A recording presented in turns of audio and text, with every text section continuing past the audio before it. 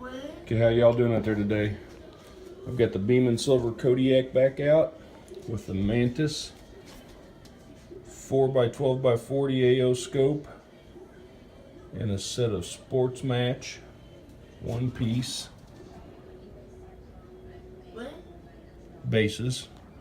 Just got it mounted, getting ready to sight it in. I'm going to use JSB Exact Heavies. I've got me a new target set out there.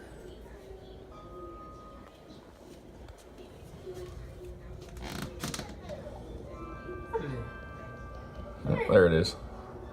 So I've got me a new target set out at the edge of the field, 22 yards away.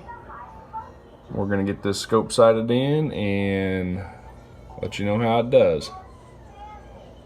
I really can't video sighting it in. I mean, it's a basic sight in for a scope, so you're not going to miss nothing. But I'll show you the groups afterwards and what we did. I'll probably be shooting at the center bullseye.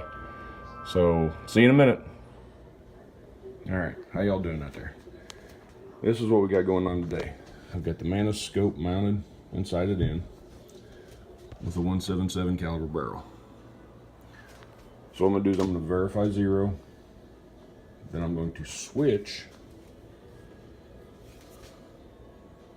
to the 22 caliber barrel and shoot it and see how far off it is from the gun actually being sighted in.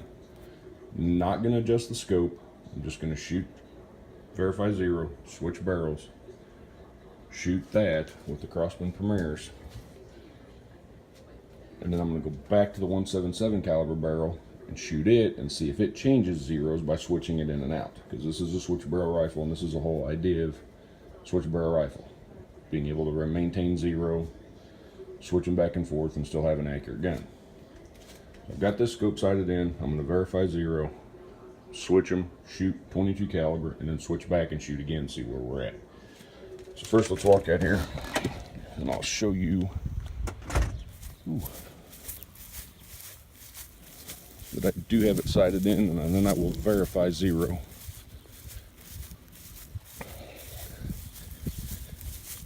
Just so everybody sees all the holes that's in here already. And that's the center dot. There's where I've sighted it in.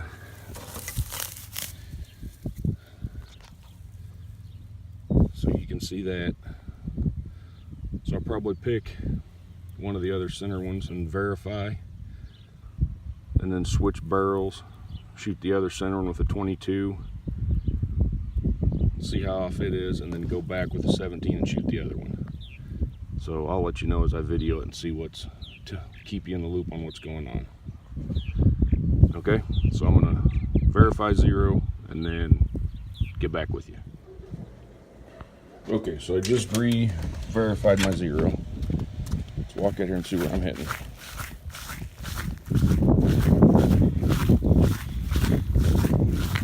It is so dry here. This is like walking on Rice Krispies.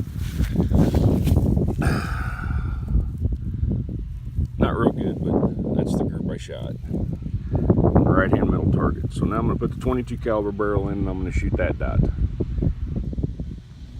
And I'm trying to get some footage of me actually shooting. So put it in. I'm going to 22 caliber barrel on that dot, and I'm going to put the 17 back in and go back to this dot and see where it hits. And try to get some footage of me shooting. So we'll finish this up here in a minute. Okay, and I'm going to try to set this up and show you how to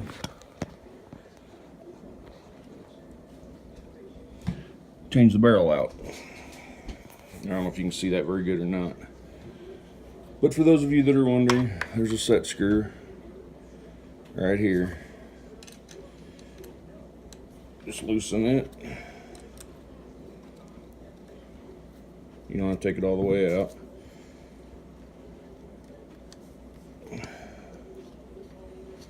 Slide your barrel out. Take your 22 caliber barrel. I don't know if you can see that or not. It's got a little dimple in it. goes where the set screw goes, and just slide it in there. Be gentle not to ding up the chamber area where your pellet goes in. Then you can take the set screw out just to verify that that dimple's where you need it, which is what I like to do anyway. And once you get it set,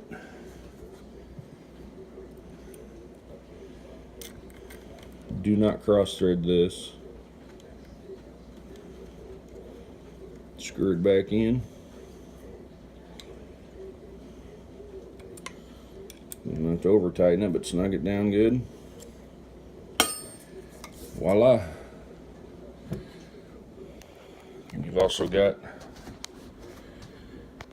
arrows that line up, as long as your dimple underneath there where your set screw and your arrows.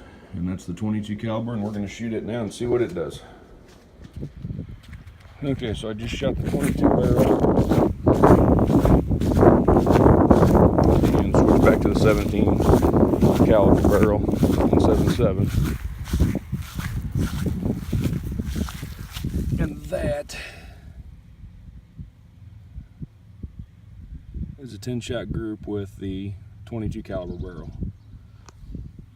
And that was my group with 17. So I've switched barrels, and now I'm going back to this target and see if my accuracy changed any, if the point of impact, not the accuracy, but the point of impact changed any.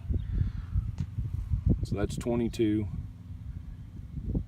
and I was aiming for this one. So by that, you would be on paper, quote unquote, but you would still have to sight it in when you switch barrels. And now we're going to go back to the 177 caliber and see if it maintained point of impact on it or not. And one thing I did notice when I switched barrels was the set screw wasn't as tight as it was when I first installed it. So my thought would be check it often, make sure it's tight, or if you're going to stick with one barrel, use a little bit of removable thread locker on it and set your set screw if you're going to stick with one barrel. That way you know it stays tight. So switch barrels again. Now let's go back and see what we got.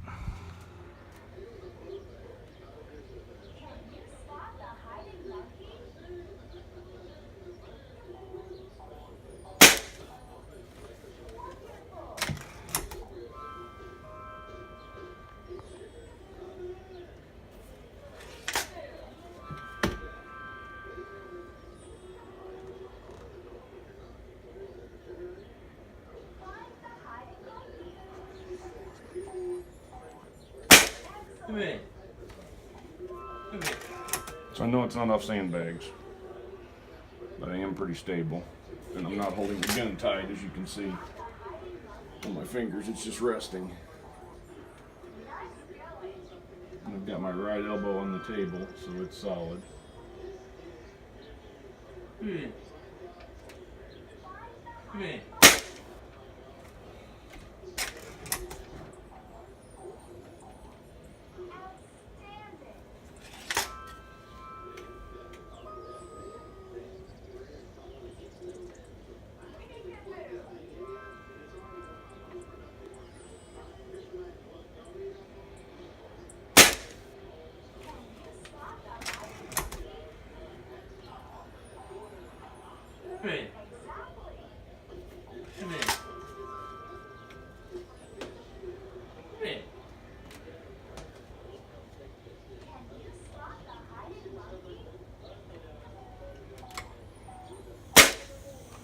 And that's the end of that. Okay, so that was a 5-shot group.